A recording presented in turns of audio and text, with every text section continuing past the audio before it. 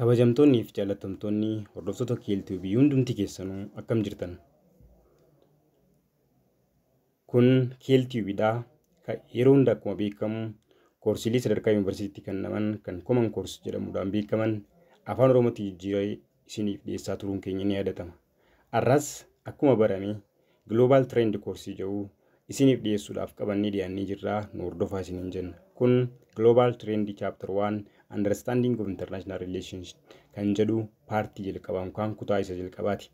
Kanaaf nu wajjin turtii gabaadhaa isiniin jenna. Jalqaba irratti akkuma handaawutii yookaan mujula mooshin yookaan Ministry of Higher Education nuuf kennee irraa hubachuu dandeessanitti jalqaba irratti konseptiin jiru conceptualizing nationalism nation and state kan jedhu konseptii nationalismii nationii fi stateii kan jedhudha. Tokkoon isaanii adda baasnee ilaalla. Akkuma beekamu bara dhiyeenyaa kana keessa nationalismiin yookaan nationalism jechuun gabaabumatti gara afaan Oromootti gaafa jijjiirru sabboonummaa yookaan sabboontummaa jechuudha. Sabaan boonuu akka jechuuti. Kanaafuu nationalism is the most influential force in international affairs. Bara dhiyeenyaa kana keessatti most influential force yookaan nama dhiibbaa wantoota dhiibbaa uumuu danda'an bara dhiyeenyaa kana keessa wantoota dhiibbaa uumuu danda'an keessaa addunyaa irratti wantoota dhiibbaa uumuu danda'an keessaa sabboontummaan isa tokko. It has caused the outbreak of revolution and the wars across the globe. Inni kun immoo sababoota wantoota teelee gurguddoo addunyaa keenya irratti ta'an baay'eedhaaf sababa baay'ee ta'uunsaadha. Sababa adda addaa ta'uunsaa ni yaadatama. Fakkeenyaaf revolutioniin adda addaa akka inni jalqabu yookaan outbreak akka inni godhuuf sabboonummaan sababa ta'uusaadha ni yaadatani. Akkasumatti illee lolloo adda addaadhaa kan addunyaa kana hunda keessatti addunyaa kana raasaa ture sabboonummaan sababuu akka ta'e ni beekama. Fakkeenyaaf Balkan State kan jedhamu revolution of Balkan State yookaan Balkan crisis kan jedhamuudhaan beekamu akka revolutioniin ka'u sababa ta'uunsaadha ni yaadatama. Nationalism triumph is coming the nation state as a key actors in the world politics. Dhufaatiin nationalismiidhaan yookaan dhufaatiin sabboonummaadha bara dhiyeenyaa kana keessatti nation state wanti jedhamu kun akka uumamuuf yookaan nation statein kun akka furtuu siyaasa addunyaa keessatti akka furtuu ta'uuf sababa guddaa kan ta'edha. Dhufaatiin isaadha jechuudha. Mee gabaabumattuu Ingiliffaan isaadhaan yookaan direct meaning of nationalism maal akka ta'e waliin ilaallu. Nationalism is a doctrine that asserts the nation as the basic political unit in organizing a society. Namni kana jeemmoo Heywood bara 2014tti bara 2014tti jecha kana jedhe maal jee nationalism is a doctrine that asserts the nation as a basic political unit in organizing a society. Hawaasa tokko hundeessuu keessatti sabboonummaan akka doktoriinii tokkotti akka yookaan basic political unity in organizing a society jechuun basic political entity kan ta'e jechuudha. Yookaan siyaasa tokko keessatti akka furtuutti wanti sabni tokko itti dhaabbatee irratti hundeeffamu nationalism jechuun isa kana. Nationalism jechuun bakka doktoriinii nation saba tokko akka yookaan nationalism jechuun doktoriinii saba giddugaleessa godhachuudhaan giddugalummaadhaan saba fudhannee jechuun saba irratti dhaabbannee yeroo hawaasa tokko gurmeessinu nationalism jedhama jechuudha. Nationalism jechuun gabaabumatti tokkummaan dubbachuudhaaf yaalaa ture. Nationalism is a doctrine that asserts the nation as a basic political unity in organizing society. Hawaasa tokko hundeessuu irratti giddugalummaadhaan yookaan saba giddugaleessa godhatee wanta fudhatu jechuudha. Kanaafuu nationalismiin akkasitti hubatama. Nation jechuun immoo isa kanarraa addaadha. Nation jechuun saba jechuun afaan Oromootiin directly yoggaa jijjiirre akkuma afaan Oromoo keessattis beektan nationalism kan jennu sabboonummaa erga ta'e nation jechuun immoo saba jechuudha. Saba jechuun maal jechuudha? Nation are historical entities that involve organically out of more similar ethnic community and they reveal themselves in maize, legend and songs. This is the same the word of Heywood. Just as I try to tell you before, nation saba jechuun historical entity isaanii historical background isaanii organically jechuudha. Wantoonni isaan yookaan jalqaba dhufaatiin isaanii akkamitti akka dhufaa turan san jalqaba similar background similarity irraa dhufan. Amma fakkeenyaaf yoo fudhanne Oromoo jecha jiru kana yoo fudhanne jechi Oromoo jiru kun wanti inni ibsu maqaan Oromoo jiru kun saba maqaa sabaati. Inni kun immoo dhufaatiin isaadha jalqaba iddoo tokkorraa akka maddi beekamaadha. Kanaafuu organically out of more similarity in community yookaan saba wal fakkaaturraa kan dhufan jechuudha. Saba jechuun wanta wal fakkaatu iddoo tokkicharraa kan dhufan jechuudha. They reveal themselves in ways. Isaan kun immoo mataa isaaniidha. Wantoota jalqaba irraa himamaa turan sanirraa karaa himamaa dhufeesanii nuti daddarbaa dhufeesanii hundi keenya akka tokko taanetti hubatanii jechuudha. Akkasumatti illee leejendii yookaan wanta jalqaba duraan hawaasa nu dura ture ja'amaa ture san kan akka kan ofii godhatanii fudhatan jechuudha. Soongis sirboota adda addaa keessatti illee fudhataa turanii jechuudha. A nation constitute community of people joined by shared identity and common social practice. Nation jechuun immoo akkuma reefu dubbanne wantoota hawaasa gidduutti eenyummaa hawaasa gidduutti share godhaman eenyummaa hawaasa gidduutti komanii ta'an jechuudha. Wantoota amma fakkeenyaaf Oromoon Harargee jiruu fi Oromoon bakka biraa jiru yookaan Baalee Arsii akkasumallee fudhatanii Booranaa fi Wallaggas kan jiran kun wantoota tokko isaan taasisu kan share godhan qaban jechuu isaan kun hundumtiinuu common social practice qaban. Amma fakkeenyaaf Irreecha yoo fudhattan Irreechi kan hunda Oromooti. Oromoon hundumti isaadha practice godha jechuu. Isa kana maal godha? Isa kanarratti common social practice qaban jechuudha. Kanaafuu nation jechuun uummata yookaan hawaasa bakka tokko jiraatu yookaan naannoo tokko jiraatu kan isa waan wal fakkaatu yookaan aadaa wal fakkaatu eenyummaa wal fakkaatu qaban akkasumatti illee wantoota hawaasa keessa jiru tokko jechuudha. Common social practice jechuun wantoota sabni tokko yookaan common social practice yookaan waan hawaasni tokko godhu kan taasisan jechuudha. This is KLTube. Don't forget to subscribe our channels. At the end of 18th centuries, the state came to radically transformed. Kana jechuun dhuma jaarraa 18ffaa keessa isteetiin baay'een isaaniidha ni jijjiiraman akka duraan irra ijaaraman irraa hedduun isaanii ni jijjiirame. The state was combined with nation, forming compound known as nation state, which was organized differently in the pursuit of different goals. Kana jechuun immoo maal jechuudha? Nation jechuun jalqaba akkuma beekamu koorsii kana keessatti wanti isin akka hubattan barbaadu koorsii kana keessatti seenaan ni jira. Seenaan biyya tokko ni jira, seenaan saba tokko ni jira, wantoota adda addaati jira.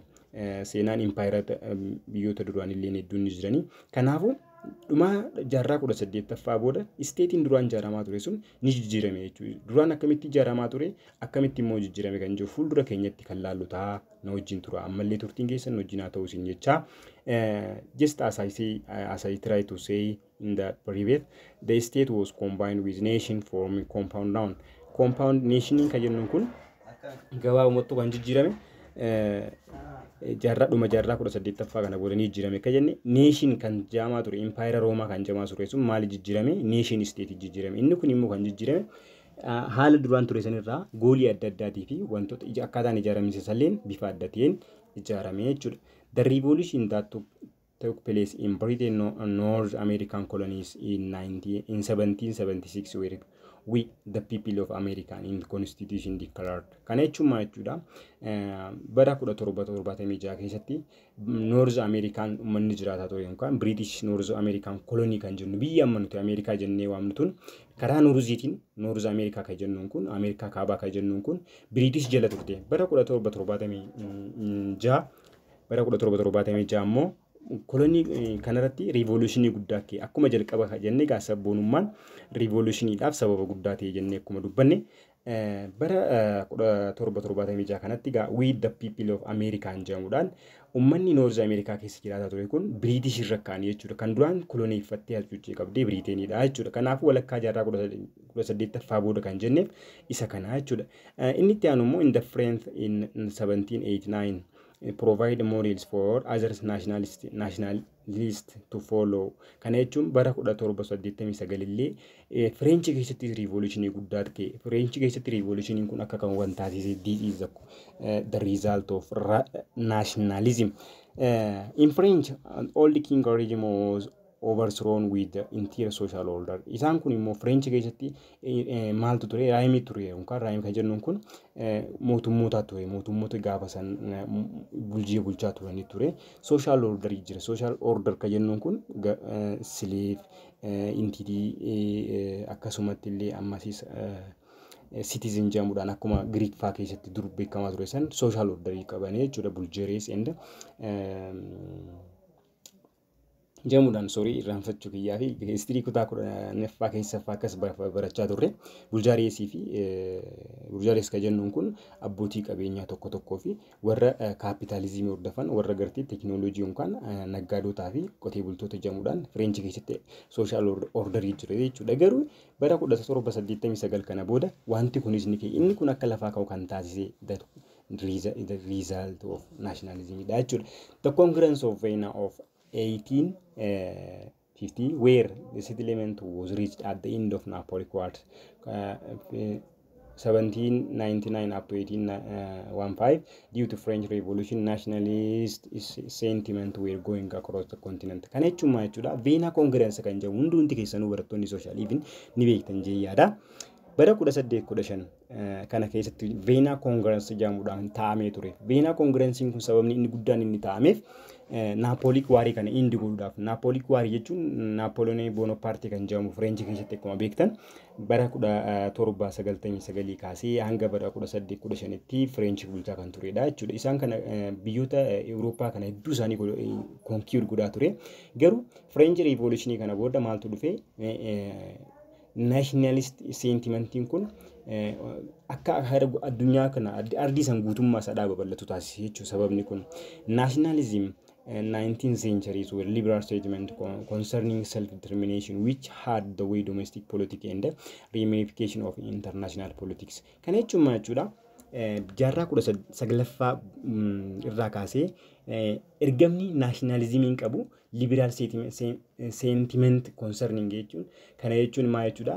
Ergamni guddaan jaarraa 19ffaa booda sabboonummaan qabatee dhufe self determination jechuun eenyummaa fi hiree mataa ifiitiin murteeffachuu kan jiru duratti jechuudha. Self determination kan jennu hiree mataa ofiitiin murteeffachuu kan jiru kana ergamni guddaan nationalismiin jaarraa 19ffaa booda qabatee dhufe jechuudha. Isa kana inni kun immoo especially akkaataa domestic politikii keessatti ittiin biitii tokko itti hoogganamtuu fi international trade irratti immoo akkamitti akka gaggeeffatan kan jedhudha. Self determination kan jedhu kun maal jechuudha? Self determination undermine the political legitimacy of Europe's empires.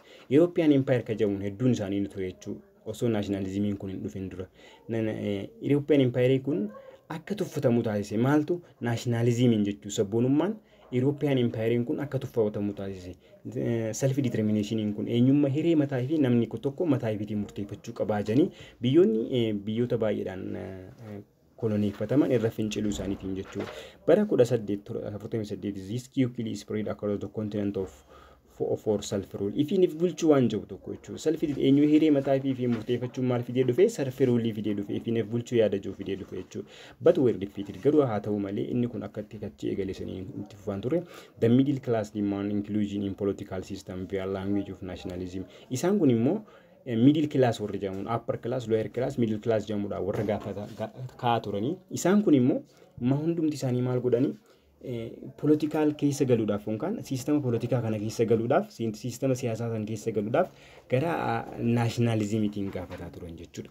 At the end of First World War in 1918, the self-determination was acknowledged as a right and most people formed their own state in Europe. Kana jechuun immoo bara 1918 keessa dhuma walakkaa dhuma waraana addunyaa tokkoffaa bara 1918 kana irraa kaasee self determination kun akka mirgatti ilaalamu eegale. Kanaafuu biyyoonni baay'een Euroopidha maal godhanii isteetii mataa isaadha akka saba isaaniitti maal godhanii isteetii uummatanii jechuudha. Kanaaf European international system become the first time truly international jedhamuudhaan European international system kun kan uumame jechuudha. Westphalia systems kan jedhu kun immoo or the 30 years war jechuun waraana waggaa 30ffaa jedhamuudhaan kan beekamu. Westphalia kan jedhamu kun bara 1618 hanga bara 1648 kan ture kun waraana waggaa 30ffaa jedhamuudhaan waggaa 30 jedhamuudhaan kan beekame. Biyyi tokko biyya biraatii wajjin hariiroo akkamii akka qabaachuu qabdullee murteessee ture jechuudha. Asitti wanti akka hubattan barbaadu garaagarummaa guddaan jiru maali yoonaan jettan nationalism jechuun sabboonummaa jechuudha. Nation jechuun immoo saba jechuudha. Nation state jechuun immoo biyya saba tokko qofarraa ijaaramte jechuudha. Amma fakkeenyaaf Afrikaa keessatti yoo fudhattan, Somaaliyaa yoo fudhattan, there is single nation and they is a specific boundary for that single nation. Then they create their own government that ruled by their own nation. That is known as nation state. Fakkeenyaaf amma fudhattan biyyi takka daangaa mataa isii kan qabdu yoo ta'e daangaan mataa isii sun immoo uummata mataa isii kan qabu yoo ta'e uummanni mataa isii kun immoo akkasumatti illee deebi'ee mootummaa mataa isaanii waan qabaniif Soomaaliyaan Afrikaa keessaa nation state jechuu ni dandeenya jechuudha. Soomaaliyaa isa biraa jechuudha. Kanaaf nation state jechuun biyya saba tokkorraan daangaa of dandee fi mootummaa of dandee kan uummata of dandee qabdu jechuudha. Nation jechuun immoo saba jechuudha. Understanding international relationship kan jedhu immoo itti fufa. It is not merely field study in integral aspect of our everyday lives. Kana jechuun akka field of study qofa osoo hin ta'in jireenya guyyaa guyyaa nuti adeemsisaa ka'e oollu keessatti international relation inni jira jechuudha. The limits to international relation will continue to impact of your life intermediaries. Garuu jechuun immoo waan kana niin restricting godhe hojjette hin dandeessu jechuudha. Especially even if amma wanta kanarraa dhageeffachaa jirta. YouTube kun it is a matter of international relations. Trade, education, music, culture, language, transportation, technology, information, what blah blah. That is known as international relations that connect the whole world or the entire world as a single system jechuudha. Kanaafuu isaan kun hundumti isaaniidha maalidha? It is a matter of international relationidha. Originally, the study of international relations first used by Jerry Bentham in 1798 was all seen largely as a branch of study of law, philosophy, or history. In the first university chair international relations was founded at the University of Wales, UK. Bara 1919 international relations wanti jedhu akka fiildii seeratti fi seeraa akka fiildii falaasamaa akkasumatti illee immoo akka fiildiilee tokko history yookaan seenaa keessatti seenaa falaasamaa fi seera keessatti University Wales jedhamu keessatti biyya England bara 1919 kana keessa eegalee jechuudha. International relations wanti jedhamu kun jechuudha. Today international relations could be used to describe range of interaction between people, groups, firms, association, parties, nation, or state or non-governmental association. Isaan kan hundaaf keessa qabata. Namaa fi namallee ni qabata. Arra fakkeenyaaf through Viber, through WhatsApp, one person can connect with another person without his country jechuudha. Biyya tokko keessa taa'isee biyya biraa keessatti nama tokko wajjin walqunnamtii godhuu dandeessi. That is a matter of international relations. Groups, this is the same one. Gareen tokko fi gareen tokko firmii nama fakkeenyaaf firmiin tokko biyya alaatti erguuf biyya alaatti as fiduus associationiin paartiin adda addaa nationiin sabni tokko jechuudha. Statein kun hundumti isaaniidha. This is a matter of international relationship or international relation. Events such as international conflict, international conference on global warming, international crime play fundamental part in the study of international relations. Kana jechuun gochoonni tokko international conflict kan ta'an fakkeenyaaf wal dhabdee addunyaa yookaan idilaa addunyaa kan ta'e international conference global warming irratti greenhouse effect wantoota akkas jennu san irratti international conference is event that take place in international relation jechuudha. International crime play a fundamental part in study of international relation. Kana jechuun immoo yakki addunyaa ta'e jechuudha. Yakki biyya tokko biyya biraa walitti buusu yookaan yakki lammii biyya tokkootii fi lammii biyya biraati illee at the same time yookaan yeroo fakkaataa keessatti miidhuu danda'u. That is known as international crime. Isaan kun hundumtiin the event of or it is a part of that is studied in international relation jechuudha. Isaan kan akkasitti hubattanii participation in international relation or politics is also inescapable. Kana jechuun immoo hariiroo international hariiroo addunyaa yookaan siyaasa hariiroo addunyaa keessatti hirmaachuun waan jalaa baamuu hin dandamne waan jalaa hin baattee hin dandeenye biyyi tokko irra biyyi biraatti wajjin hariiroo kan qabne tasuma iyyuu hin jiru. Amma fakkeenyaaf fudhattan closed door policy biyyi fayyadamtu biyya North Korea fudhattan we cannot say that it is out of international relation but due to some extent there is political there is economical there is technological connection with other countries. For that matter, we can say that international relation and the politics is cannot escapable or inescapable in literal language. Then domestically government has monopoly on legitimate use of force. Kana jechuun immoo biyya tokko keessatti mootummaan tokko mootummaa aangosa kophaa isaa qaba jechuudha. Amma kana jechuun keenya monopoly on the legitimate use of force kan jennuun kun biyya tokko keessatti jechuudha. Amma wanti asitti international and domestic waan jedhamu tokko jira jechuudha. Amma fakkeenyaaf mootummaan Itoophiyaadha.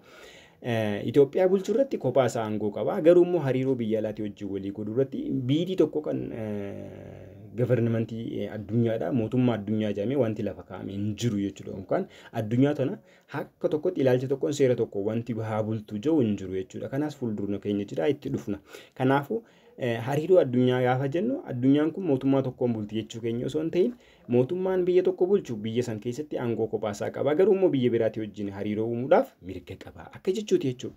In international politics, no one has a monopoly of force, and therefore international politics often being interpreted as a realm of self-help. Isaan kun immoo akka isaan itti hiikamuu qaban akka waan gartee mataa ofii of gargaaruudhaaf biyya takka wajjin hariiroo uumtuuti malee biyya kan akkasii hojii bulchaniif yookaan akka barcumatii irra teessee jirtu Ameerikaan si jala qabduuf Ameerikaadhaa wajjin hariiroo uumta jechuu miti.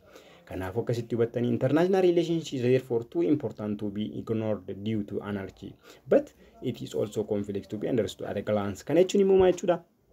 International relation ka jennuun kun anarchy jira jechuudha. Mukaan mootummaan tokko hin jiru dhorgamuu danda'a, ignore godhuu dandeessa. Garuu immoo it is complex to be understand at a glance. Kana jechuun glance tokko yookaan waan bikka dhaabbataa tokkotti wantati adda baastee mootummaa waan hin jirreef jettee dhorkuu dandeessu hin jiru jechuudha. Kanaaf complex waan ta'uuf mootummaa tokko naa bultoo jette it is complex to say that, but it can be important to be ignored kan jennuun isa. Kanaaf don't forget to subscribe our channel. This is ScaleTube. That's dedicated for your equipment with different knowledge of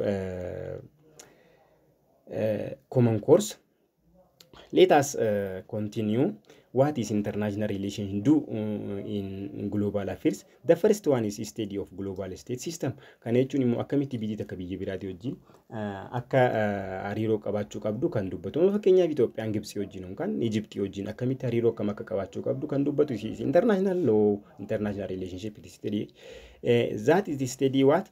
Global conflict. Maybe that global conflict kan jennuun kun biyyoota garaagaraa lama jidduutti yooniif kan ta'u taate that is a matter of international relationship or global system, state system. Violence and wars wal dhabbee fi waraana ta'uu danda'a.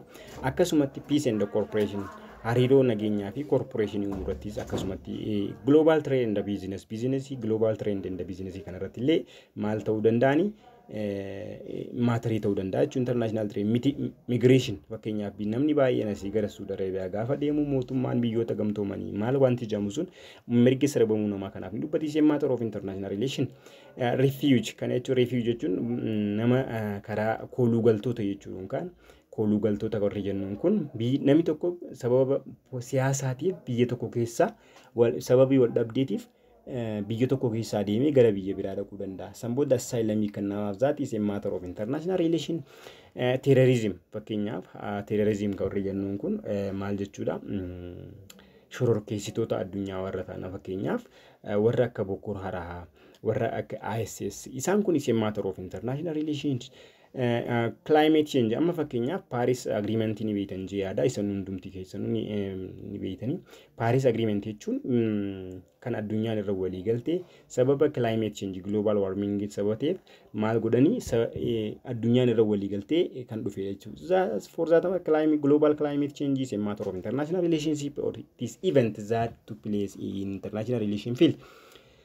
Energy crisis jechuun amma fakkeenyaaf bishaan Abbayyaa gaafa hidhamee Egypt yoo bishaan kan dhabdu taate it is a matter of international relations for American to interpret and intermediate between Ethiopia and Egypt. For that is a matter of international relations. Totally hunger and poverty, all of that is a matter of international relationship that took place in international relation field. Kan jechuun isaan kun hundumti isaaniidha.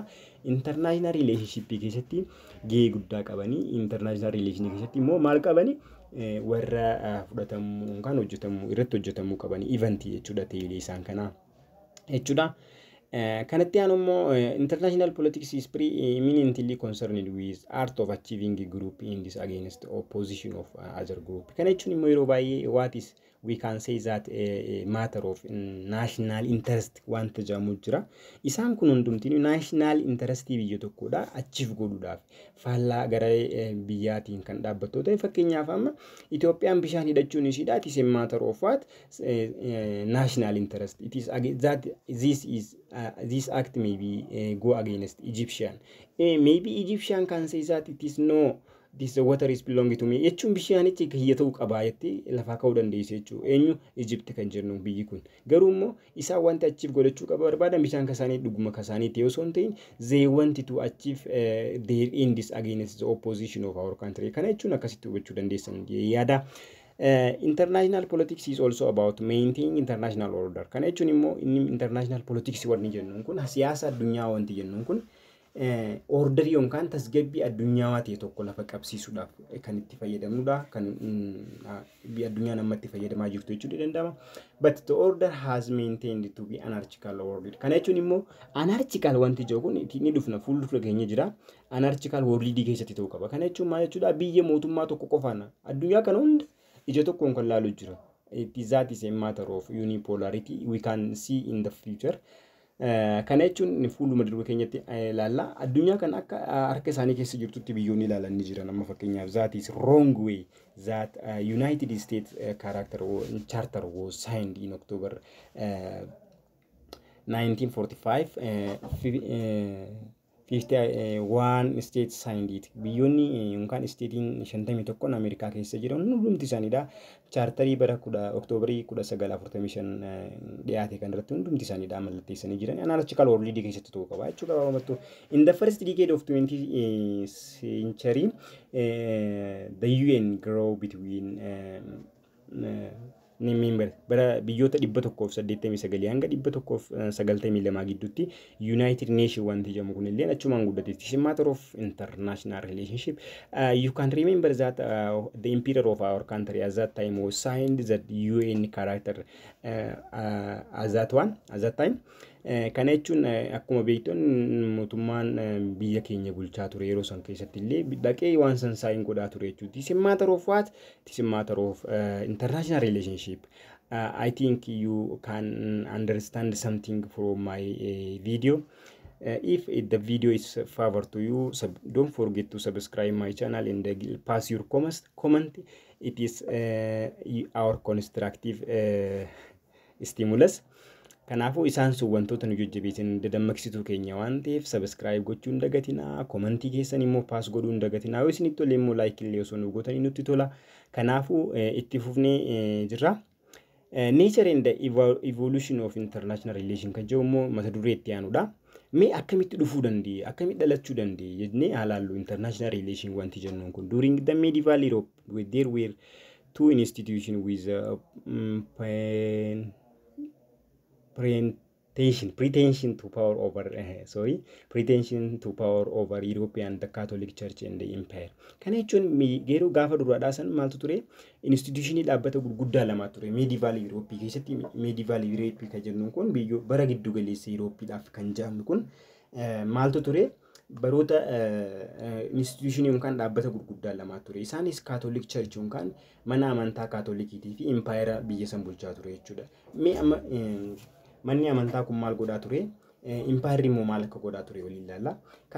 Church or Catholic Church or Roman Catholic Church jedhamuudhaan kan beekamu was the spiritual authority with its center in Rome. Rome taa'eet biyyoota baay'ee kana control godha jechuudha. Before the rise up of nationalism kan jennu kun jechuudha. Osoo nationalism rise up hin ta'in dura Rome keessa taa'eeti biyyoota adda addaa keessatti spiritual authority qabaa jechuudha. Inni kun Roomidha immoo bakka inni taa'ee jiru biyyoota baay'eef jalatti conquer godhee qabee ture jechuudha.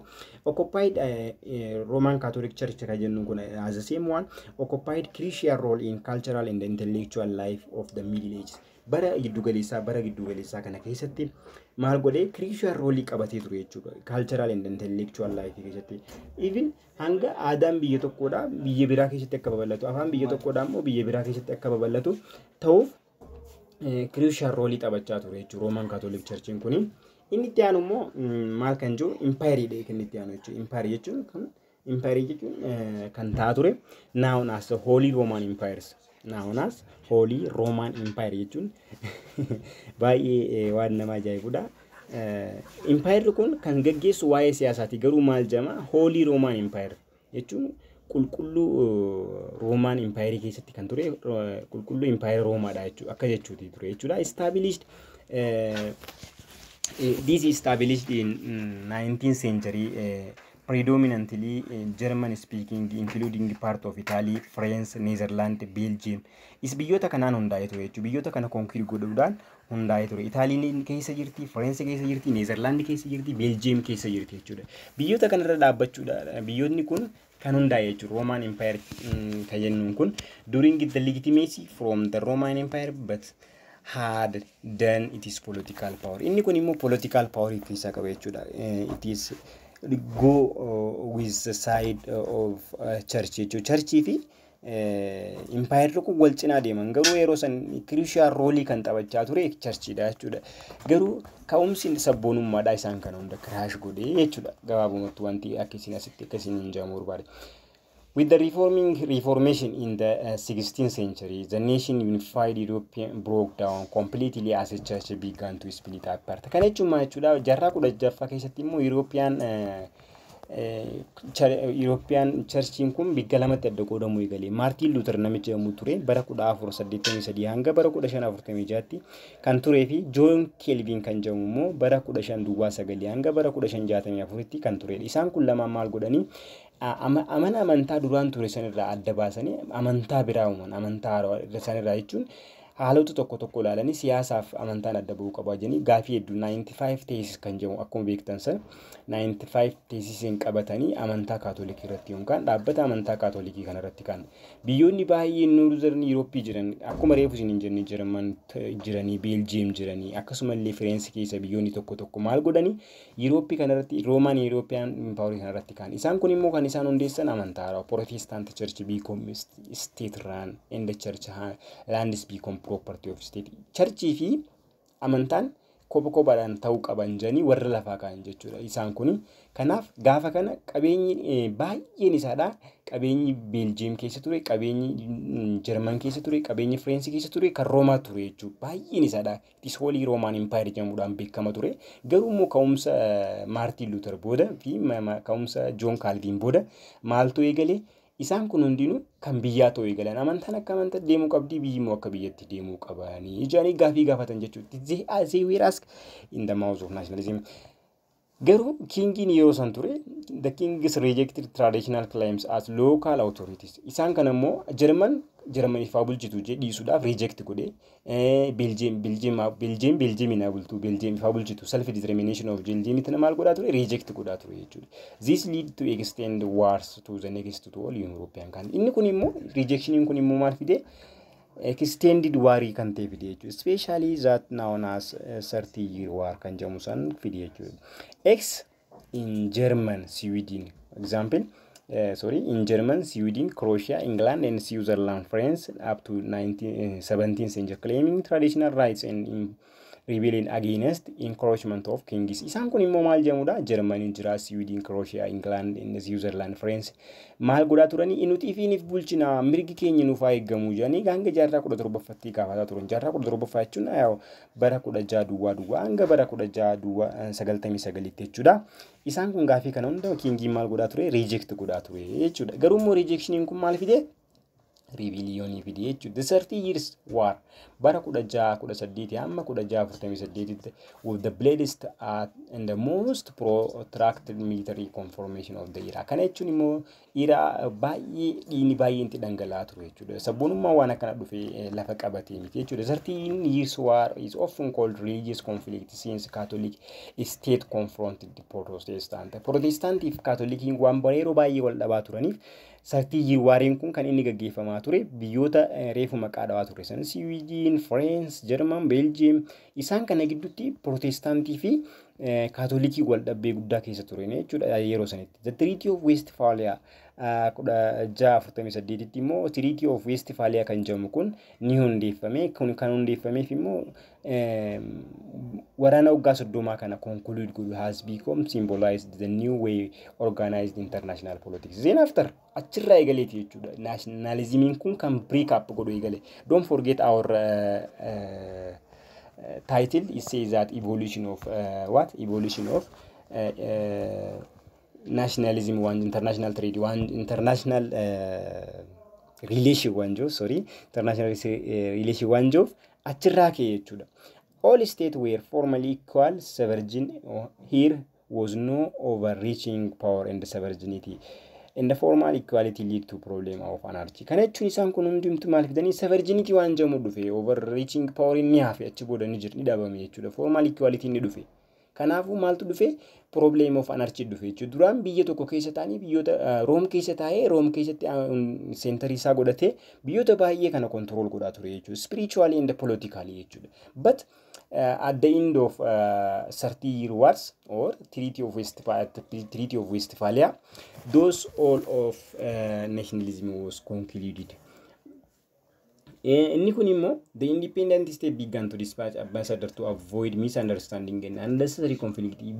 Westphalia Treaty sanirraa eegalee immoo biyyoonni tokko ambassadara mataa isaanii uumachuu eegalan. Sababni isaanii hundumaan immoo wal hubannaa dhabaa fi lola waliin barbaachisne unnecessary conflict kana hambisuudhaaf baay'ee itti fayyadamaa turan. Indeed wars continued to be common, but they did provide Europeans with sense of common identity. Isaan kun hundumtinu dhumaatiin isaanii kun hundinu maaltu dhufe namoonni baay'een dhumuu eegale. Isaan kun hundinu common identity isaan kana hundaafuu maaltu dhufe furmaanni akka dhufu taasise. Europeans certainly had significant impact on Americans.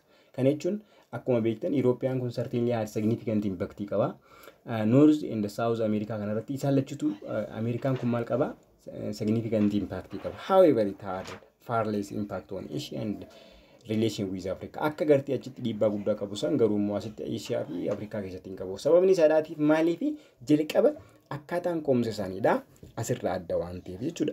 Garuu immoo at the end of 18th century, as a result of this so-called industrial revolution, Europeans began to looking for new market overseas. Kana jechuun immoo maal eegalanii isaan kun immoo biyyoonni humni kun dadhabanii Roman Empire kun dadhabee jira. Biyyoonni Balkan state kun rise godhanii independent declare godhatanii jiranii. Isaan kan hundumaa self determination ask godhee galanii. Garuu immoo gaafa jaarraa 18ffaa booda dhumaa jaarraa 18ffaa booda maaltu eegale industrial revolution waan jedhamu eegale. Isaan kun immoo maal eegalanii they start to begin looking for new market overseas jechuudha. Isaan kana booda immoo maal godhanii jaarraa 19ffatti immoo European countries joined this scramble for colonies of bara 1884 hanga 85tti Afrikaan osoo nafin isa hunduma isaaniidha kolonii jala galchuu eegalanii yookaan koloniidhaan scramble qabsoodhaan humnaan qabachuu eegalanii jechuun biyyoota kana.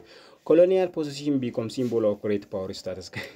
Kana jechuun immoo akkuma beektan akkuma history beekaa turtan qabeenya colonial biyyoota kolonii kana qabaachuun immoo maal ta'ee dhufuu eegalee akka biyyoota aangoo guddoo qabdutti of laaluu eegalan jechuudha. This is a matter of international relations. Through the process of liberating themselves from the colonized that European models were copied. Isaan kun immoo wanti hubachuu qabdu Afrikaanis maal godhuu eegalee gaafa Roman Empire kufuusanu akka laafutti hin kufne yaada joo develop godhanii biyyoonni Afrikaa keessa jiran biyyoonni colonized ta'an kun hundumti isaaniidhaatis maal ta'uu eegalee ifirraa fachisuu eegaleen jechuudha.